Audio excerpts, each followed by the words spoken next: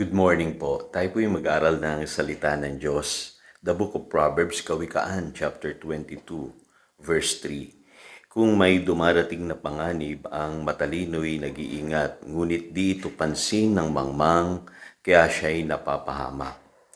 Be prepared for life's challenges. Alam niyo po, meron pong wisdom sa paghahanda sa buhay na ito.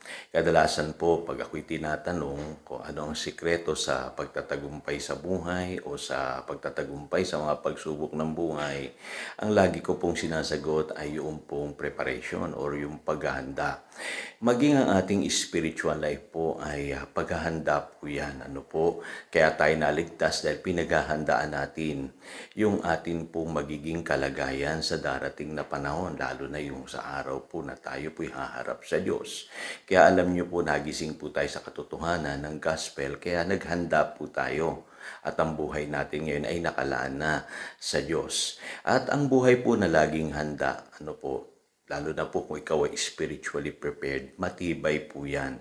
Yan po ang sinasabi ng Biblia sa Matthew chapter 7, verse 24. Sabi rito, "Therefore everyone who hears these words of mine and puts them into practice is like a wise man who built his house on the rock.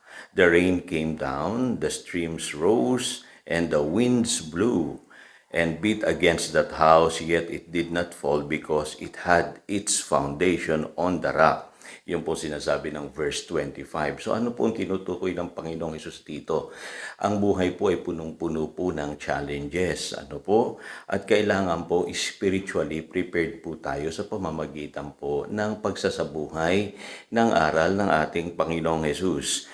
Yan din po ang sinasabi ng Ephesians chapter 5 verses 15 hanggang 16. Sabi rito, "Kaya't mag-ingat kayo kung paano kayo mamumuhay. Mamuhay kayong tulad ng matatalino at di tulad ng mga mangmang. Samantalahin ninyo ang bawat pagkakataon na kayo'y makagawa ng mabuti sapagkat punong-puno na ng kasamaan ang daigdig ngayon."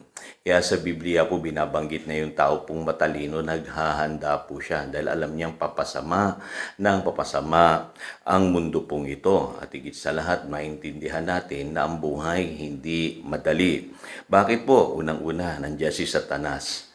Lagi niya tayong pinipersecute, lalo na tayong mga Kristiyano, because of the Word of God. Yan sinasabi ng Mark chapter 4 verses 15 and 17. Ang sabi, trouble and persecution comes because of the Word. Kaya kailangan maging pagbantay po tayo.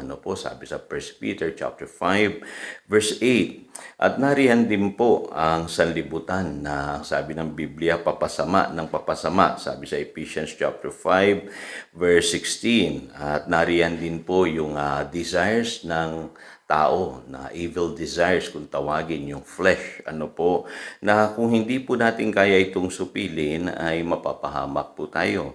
Kaya ang paalala ng Panginoon sa kanyang mga alagad sa Matthew chapter 26 verse 41, "Watch and pray so that you will not fall into temptation.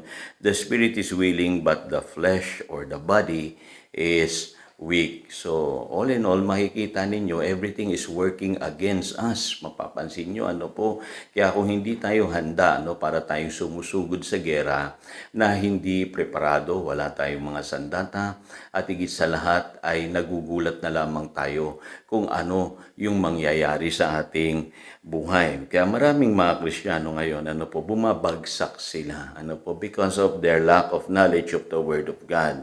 Ang sikreto po kasi sa buhay, para maging matatag po tayo, dapat ay knowledgeable tayo sa Word of God at pinamumuhay po natin ito. Yan ang sinasabi ng Matthew 7:24 at 1 John chapter 2 verse 14. Ang sabi diyan, "You are strong because the Word of God lives in you and you have overcome the evil one."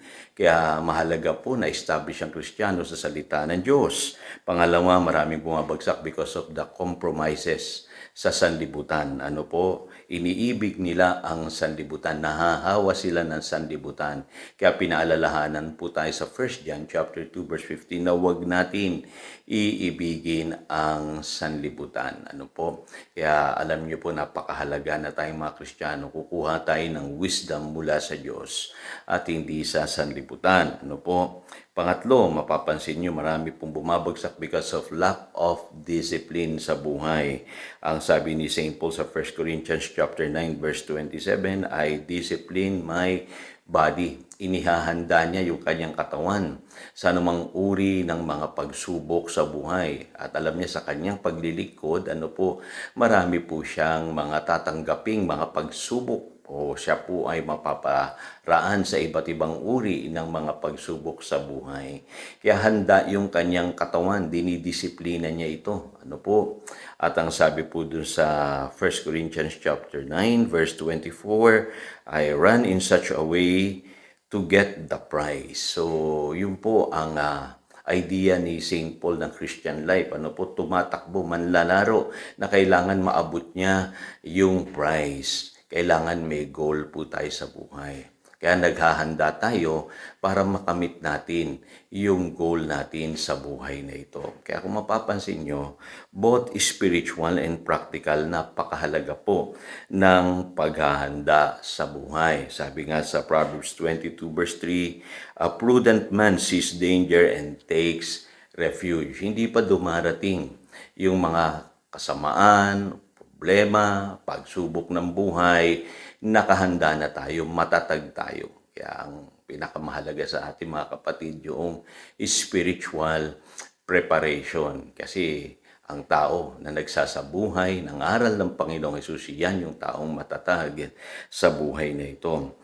At pansinin nyo rin po doon sa Luke chapter 14 verse 28, sabi dito, suppose one of you wants to build a tower.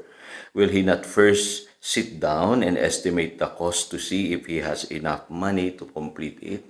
Sa buhay na ito, kailangan po nagpaplano tayo. Dahil kung meron tayong gustong ma-achieve sa buhay na ito, kailangan paghandaan natin. Kung gusto natin makapaglingkod sa Diyos, maging alagad ng Panginoon, kailangan paghandaan natin.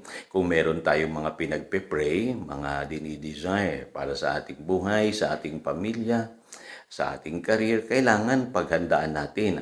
Kasi naririyan po ang sikreto. 90% of your victory, nakasalalay po yan sa inyong preparation. Kaya mapapansin nyo sa Proverbs 16:1, to man belongs the plans of the heart, but from the Lord comes the reply of the tongue.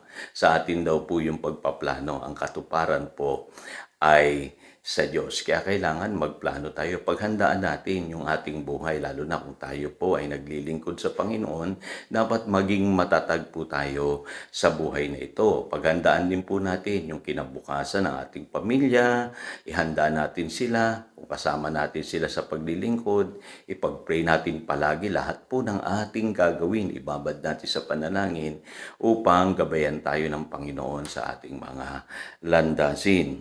At ang sabi nga sa Proverbs 21 verse 5, the plans of the diligent lead to profit as surely as haste leads to poverty. Sa buhay na ito, mapapansin nyo kung preparado kayo, hindi po kayo dadatnan ng poverty.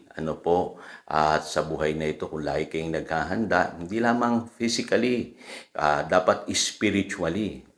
Sama na rin natin materially. Kung lagi kang handa, dumating man yung mga pagsubok ng buhay, ay hindi ka mahihirapan.